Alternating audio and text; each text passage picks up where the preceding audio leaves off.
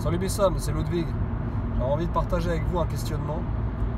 Ça concerne Strasbourg, ça concerne les voitures brûlées.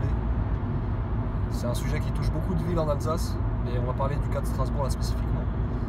Donc ça s'est fait en deux actes. Le premier acte, c'est l'interdiction pour les Strasbourgeois de se garer dans certaines de leurs rues, de parquer leur véhicule où ils ont l'habitude de le parquer. Donc si c'est devant chez vous, bon bah maintenant il va falloir se taper je sais pas combien de centaines de mètres plus loin avec vos packs d'eau, parce que finalement on va supprimer des places.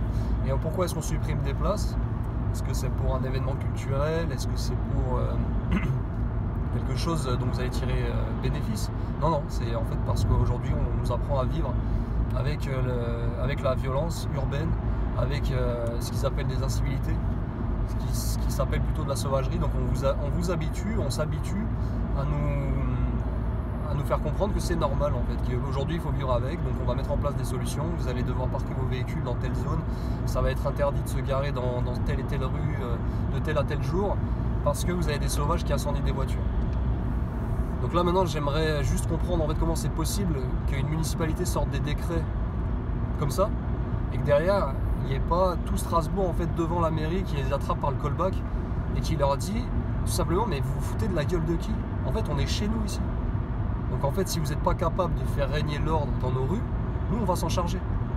Mais par contre ça va pas être joli, il n'y aura pas la case tribunal en fait. Donc là à un moment donné il faut que les gens se posent des questions sur où va le monde, comment ça se passe, parce que là clairement on est sur une dérive qui est incroyable. Je veux dire, nos ancêtres c'est des gens, t'oubliais d'éternuer, tu t'oubliais de mettre la main dans la bouche quand t'éternuais, ils te mettaient un coup de francis qui te fendait le crâne en deux, tu vois ce que je veux dire? Là on en est dans un niveau de soumission, mais j'ai jamais vu ça, c'est abyssal quoi. Et bien sûr après derrière l'acte 2 c'est on se réjouit parce qu'il y a eu seulement 60 voitures brûlées à Strasbourg à Nouvel An. Mais quel niveau de débilité! Donc voilà, posez-vous ces questions s'il vous plaît, répondez-moi parce que c'est vraiment un grand point d'interrogation. Comment est-ce qu'on en est arrivé là? A très bientôt, bisbol.